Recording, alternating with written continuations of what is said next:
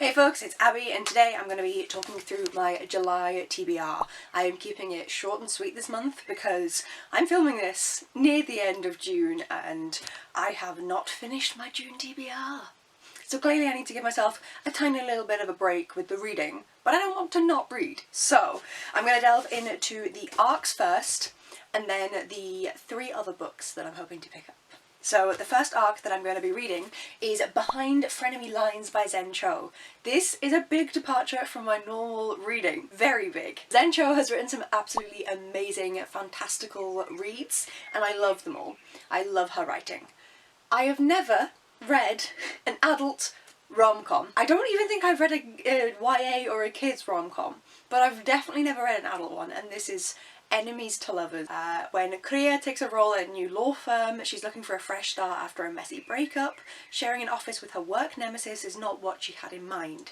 Just they're figuring out how to navigate this frenemy relationship. Kriya needs Charles's help to handle a sticky situation and a fake dating pact ensues. I have never read anything like this. I love Zen Cho's writing. I'm really excited to see how I react to this, seeing as I've been able to read a little bit of romantasy and not hate it. We'll see, we'll see. Speaking of romantasy, the other arc that I have, Alchemy and a Cup of Tea by Rebecca Thorne. How dare, how dare! This is the final book in the fantastic quartet, the Tomes and Tea series. This is a cozy fantasy following 2 women who are not able to be together but end up conquering the odds in the first book and are able to be together. And they have 4 books of wonderfulness. I'm so excited for this one. I literally don't know what this is about. Raina is kidnapped by a radical group of alchemists. That's all I need to know. The first book is just so cute, so cozy. They end up with a tea-serving bookshop. There are dragons. There are some of the cutest relationship dynamics. I love this series so much. It is, I would say a guilty pleasure, but I'm not even guilty. It's just a pleasure. So I'm very excited, but also very sad to be reading the final book in this quartet. Now I have 3 books that I want to get to. This one, Carrie from Caring for Books, is going to die of happiness. Foundation by Mercedes Lackey. This is one of my 10 books that are going to expire in 2025 if I don't read them. It is the smallest and shortest of them, and I need a break this month, so I don't want to read a 1,000 page Ken Follett book. So I'm going to be reading this one instead. I know very little about it. It was gifted to me by my uncle, and I've never really looked into it. Magpie has slaved in the gem mines of Valdemar for as long as he can remember. Overworked and underfed, he has nowhere else to go until a stranger and 2 huge white horses force their way into the quarry looking for him. He is chosen to be trained as a herald at the newly founded Collegium, and heralds are called upon to deliver messages, gather information, and dispense justice on behalf of the king. Thrust in the centre of a legend in the making, he discovers talents he never knew he had and friendships he never thought possible. So this should be good. I'm looking forward to it, and I am also looking forward to the fact that this is only 400 pages. One that is a bit longer, but is also not very long, it's 350 pages, and that is Network Effect by Martha Wells. This is the next book for me to read in the Murderbot series. I love Murderbot, and I decided to treat myself. I had some refund money come through, so I treated myself to the rest of the Murderbot series, because I've wanted them for forever. I've been putting this off for years. I finally treated myself, and so I have this one to read. It is the first and I believe only full novel in the series. The rest of them are novellas, if I can get one out. Come on, come on.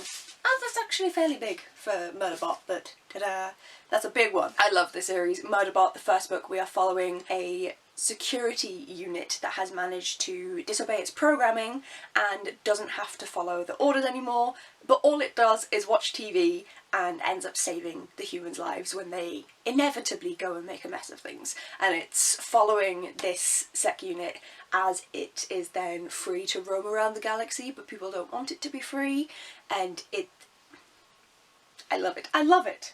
There is a TV show. I have not watched the TV show. I have heard it is not as good as the books. I expected that. Also, Murderbot has no gender, but I always assumed it wouldn't be very manly, and they've chosen Alexander Skarsgård to play Murderbot in the TV show, which is a bit more manly than I was expecting. Maybe he is able to play a less masculine version of Murderbot, I don't know, but we shall see. And then the final book that I'm going to be reading, this is a quick one. My TBRs always tend to be quick now.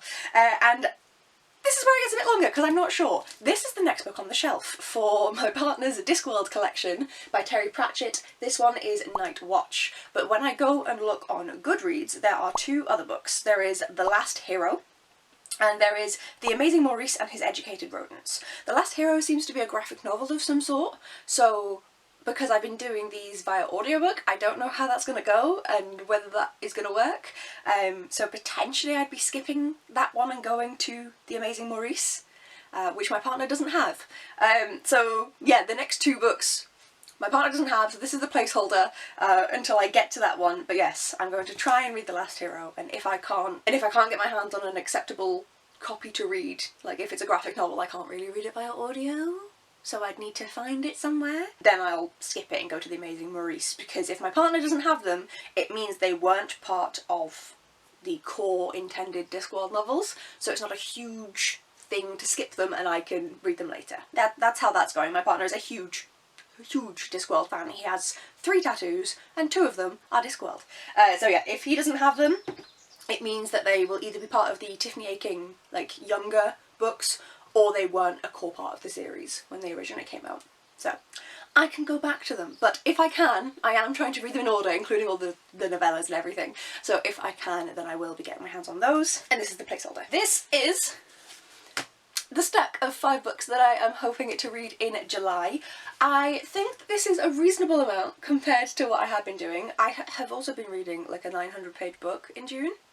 It is taking my entire life. I will not be finishing it in June. It is why I haven't started 2 of the books on my original TBR. And yet here we are. But regardless, I am really looking forward to these 5. Please do let me know if you have read any of them, especially the arcs if you've had an earlier copy than myself. I would love to know your opinion on those. And I shall see you folks in the next video. Bye!